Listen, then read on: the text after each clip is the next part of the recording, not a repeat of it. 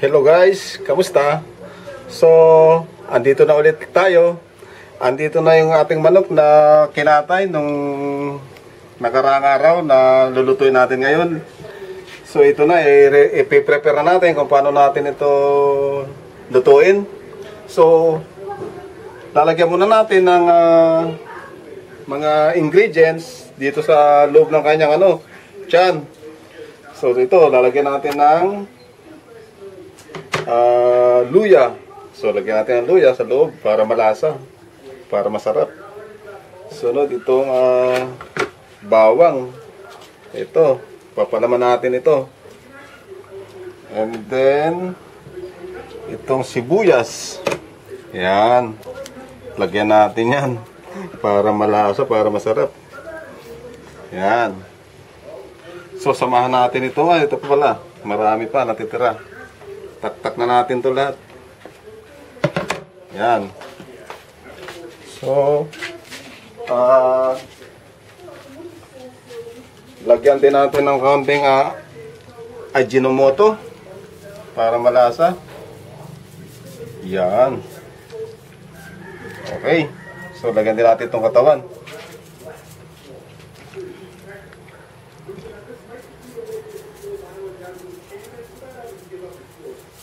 Yan. Okay. So, next. Ito, lagyan natin ng konting asin. Ang loob.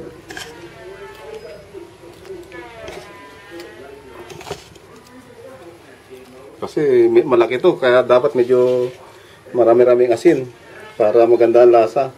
And then, itong toyo. Para kumatas siya sa loob ng kanyang katawan, sipsipin ng kanyang mga kalamnan ang mga ingredients. At saka ito, panghuli ito, pampasarap to, dahon ng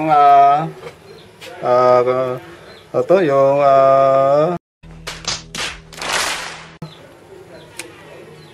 tamarind, sampalok. Yan, kalimutan ko pa sa sobrang sarap.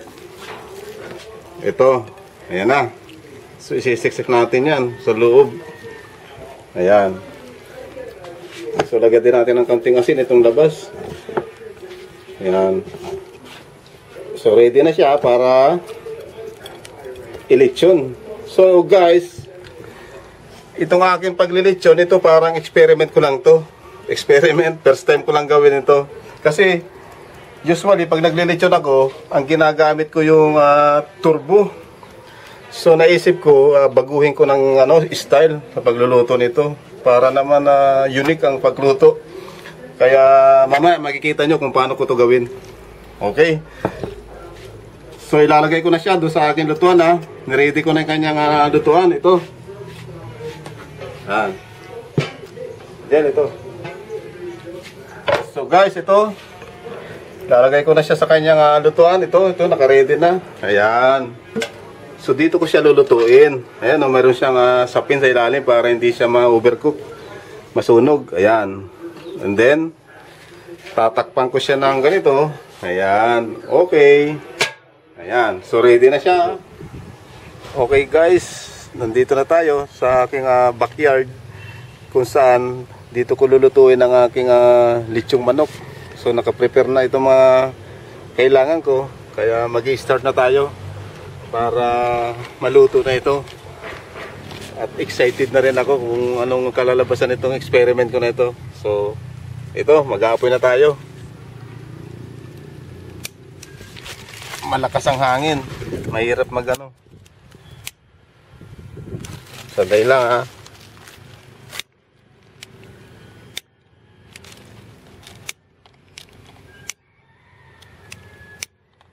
Ayan na. Ayan na.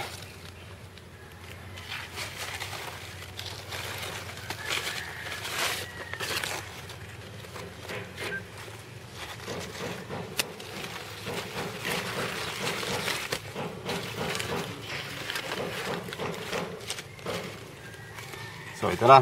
Mag-i-start na ang apoy.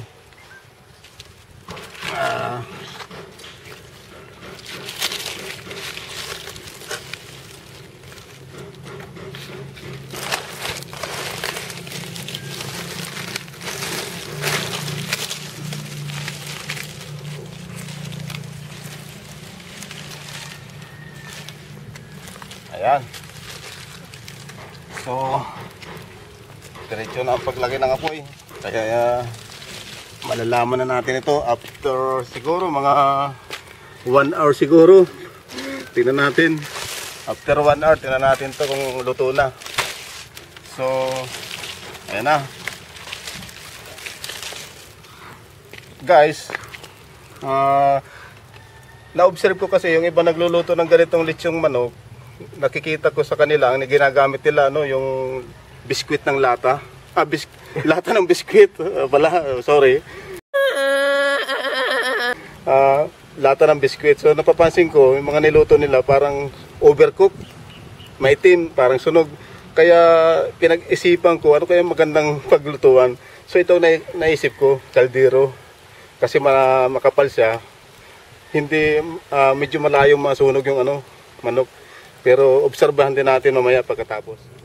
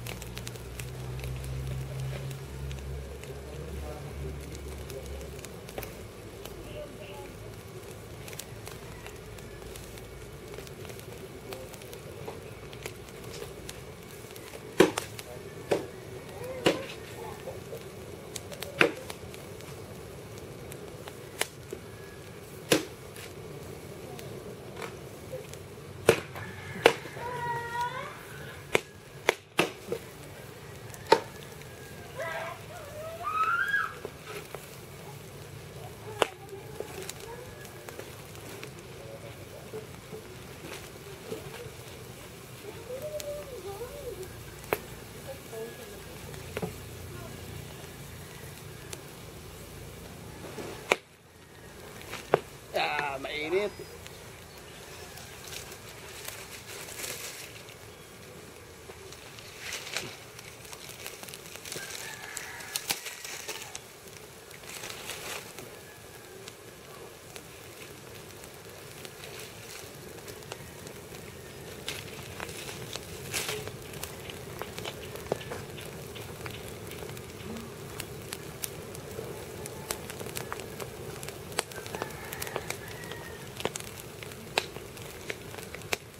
Yan na, ang lakas ng apoy nito.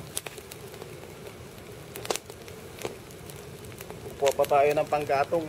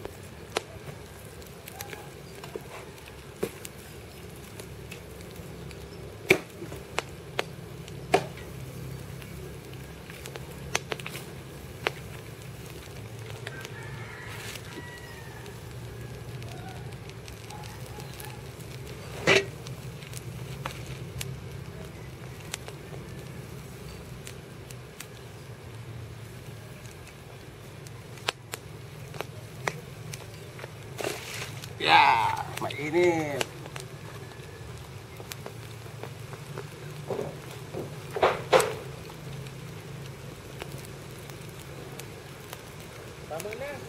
A few minutes later. Guys, i-check natin kung ano na ang sitwasyon nitong niluluto natin. Titingnan natin kung ano na ang sitwasyon nito. Oh wow, parang nasa turbo rin. Kaya lang, ang kagandahan nito, tipid sa kuryente. Kaya guys, pwede nyo rin gawin sa mga bahay nyo to, paglilitsyo sa kaldero gamit ang mga kahoy. Okay, takpan ulit natin.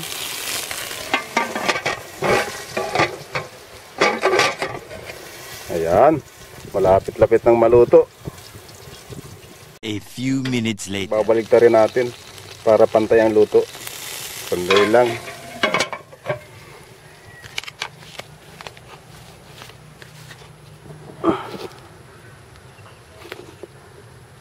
Yan.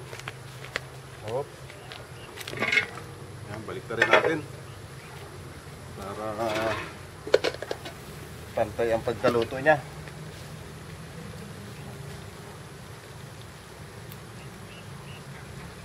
Nasaan ang ating pambaligtad? Ito. So, babaligtad rin natin para ano.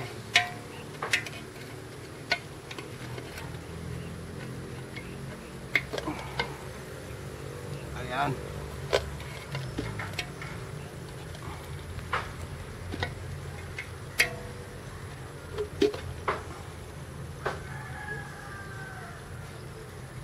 Ayan. Sana ulit natin. Okay. Ayan.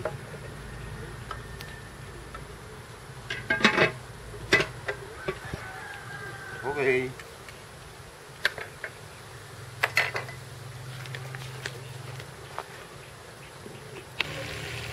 Okay, pwede na to. Ang sarap, nakakatakam. Okay, mamaya ahunin ko na to. Ang sarap ng itsura.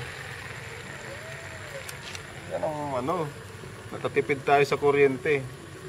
Parang lutong turbo pa rin. Ayan, takpan muna natin. At ilalagay na natin ito sa table. Kakain na tayo. Okay. Sarap.